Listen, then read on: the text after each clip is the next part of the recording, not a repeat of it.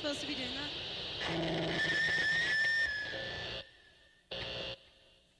Okay, sorry. Okay, we're starting now. We're Bikini Kill, and we want revolution! Girls don't know!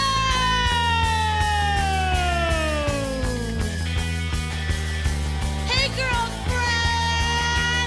I got a proposition, goes something like this.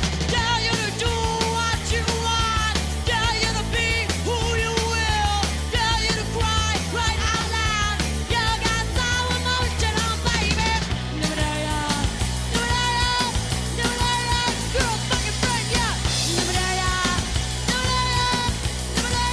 Girl. The Riot Grrrl movement was a wave of girl-fronted bands that took over the underground punk scene in the early 1990s. Although it began in Washington State, particularly Olympia, it began to spread worldwide as the Riot Grrrls of the scene grew more of a community. The Riot Grrrls used the politically charged manner of the punk movement to speak out on their feminist ideologies.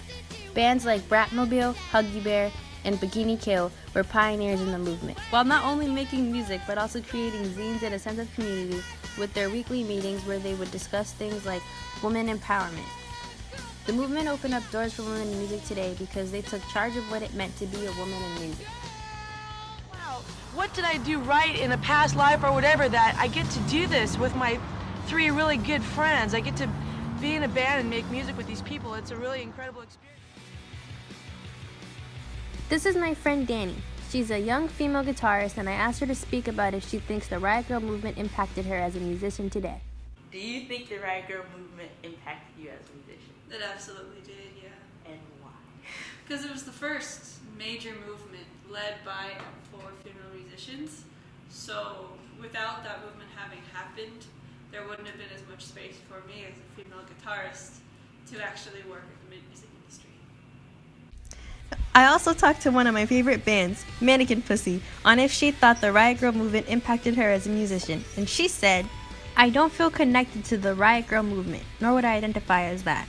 While Riot Grrrl certainly paved the way for so many women who came after it, I found out about it much later in life, so it didn't affect my musical inclinations as much as I imagined it would have if I had grown up with it. I was much more influenced by Karen O and the Yeah Yeah Yeahs than any band that came out of that movement. I think a lot of women in punk bands have this assumed allegiance or inspiration of a movement that came before them, but I was very young when Riot Grrrl was going on.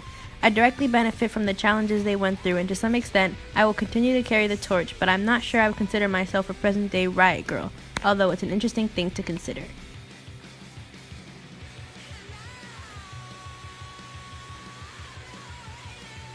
Although it may not be called the Riot Grrrl movement today, and everyone may not identify with it, I think that its ideologies women carry lives on in the new era of women in music.